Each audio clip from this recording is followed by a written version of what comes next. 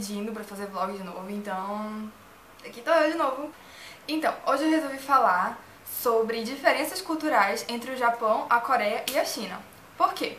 Bom, esses três países asiáticos são os que eu mais conheço, os que eu mais tenho contato com a cultura, seja de uma maneira ou de outra. Bom, a primeira diferença que eu acho bem interessante entre esses três países em relação ao Brasil é em relação ao comportamento. No Japão, talvez muitos de vocês tenham visto uma reportagem que teve no Fantástico sobre eles não quererem mais se relacionar entre si, sobre eles não quererem mais namorar e nem sair em encontros e estarem sempre muito ligados no mundo virtual, enfim, num mundo de fantasia, de desenhos, histórias e tal, e não quererem mais se relacionar entre si.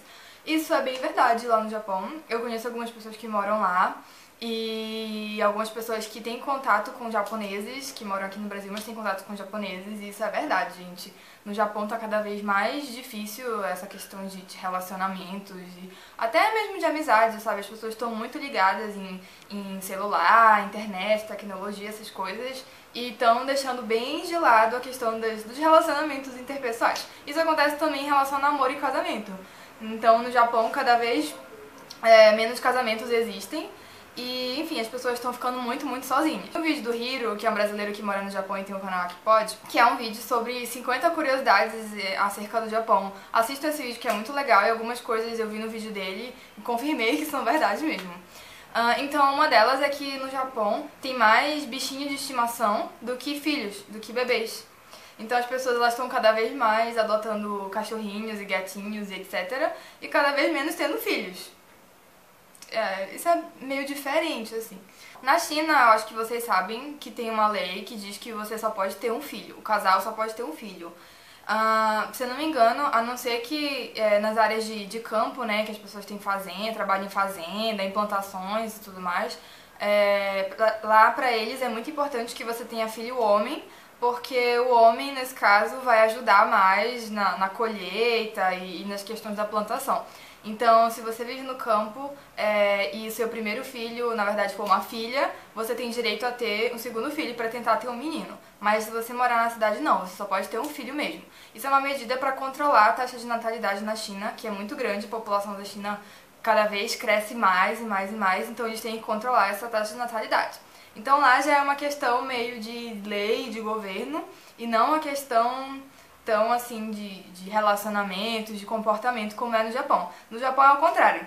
O país está tentando criar leis para que as pessoas tenham mais filhos, eles estão tentando criar incentivos para que os casais tenham filhos, porque lá está cada vez mais difícil. Se continuar assim, daqui a um tempo a população japonesa vai entrar em extinção, gente. Bom, na Coreia eu acredito que não tenha assim, nenhuma especificidade em relação à natalidade e relacionamentos interpessoais. Eu acho que lá é meio parecido com o Brasil, assim, em termos das pessoas namorarem, se casarem e terem filhos. Eles devem estar na média lá. Sobre namoro e casamento, no Japão, como eu já falei anteriormente, tá meio complicado, assim, tá meio tenso essa questão. Na China, eles ainda têm um pouco daquela cultura antiga de casamento arranjado. Muitas famílias, quando percebem que os filhos estão demorando pra casar ou pra namorar, enfim, essas famílias, elas fazem o que se chama de casamento arranjado, que é uma coisa meio estranha, assim, quando a gente fala, nossa, ainda existe isso no mundo em pleno 2015, sim, ainda existe. Tem um amigo chinês que tem muitos anos que a gente se fala,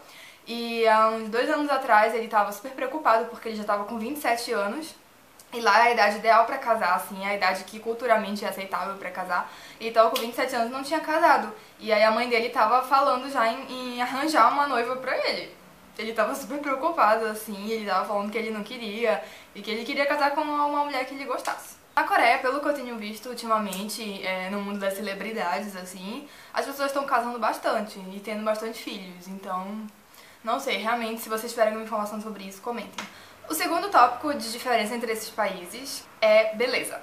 Bom, eu acho que eu já falei em alguns vídeos anteriores aqui, mas vou voltar a falar. No Japão, o ideal de beleza é digamos assim, pra mim é um pouco estranho. Por exemplo, eles acham bonito lá você ter o dente acavalado. Sabe aquele dentinho aqui que fica bem pra frente? Então, eles acham isso lindo e fofo. Pra eles, lá, quanto mais jovem você aparentar, mais bonito você é.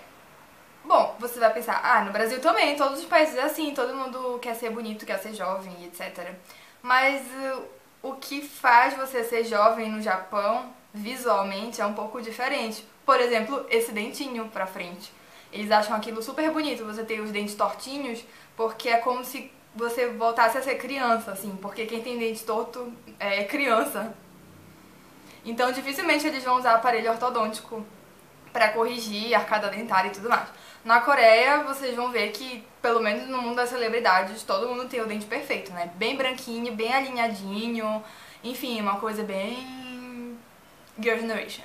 Lá é bonito você ser perfeito, na Coreia. No Japão, é bonito você ser que nem você era quando você era bem jovem. Então, tanto na Coreia quanto no Japão, eles consideram muito bonito você ter a pele bem branca, bem clarinha. Com exceção de alguns estilos de beleza, por exemplo, no Japão tem aquelas garotas gyaro, que elas fazem bronzeamento artificial, descolorem o cabelo pra ficarem bem louras e tudo mais, porque elas têm um ideal de beleza igual ao ideal de beleza que tem nas praias dos Estados Unidos, por exemplo, Flórida, Califórnia, então esses lugares. Que as pessoas são bem morenas, bem bronzeadas, têm cabelo louro e tudo mais, então elas seguem. Mas é um grupo que tem no Japão. Assim, no geral, eu posso dizer que é bonito você ser branco lá. Na China, também é bonito você ser branco, mas os motivos talvez sejam um pouco diferentes.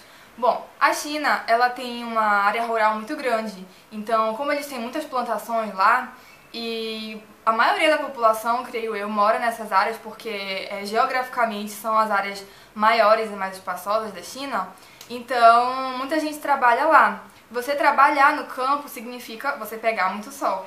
E você pegar muito sol porque trabalha no campo significa que você é pobre. Na China, quanto mais bronzeadas e morenas as pessoas forem, mais elas são consideradas como pobres, e isso lá é considerado como feio, e portanto eles não querem ser bronzeados por causa disso. Então, se você algum dia for pra China e for para as grandes capitais, vocês vão ver que as pessoas andam com muito chapéu, camisa de manga comprida, na época que tem mais sol, porque elas não querem pegar sol. Mesmo elas não trabalhando no campo e não sendo pobres, elas não querem aparentar pobreza.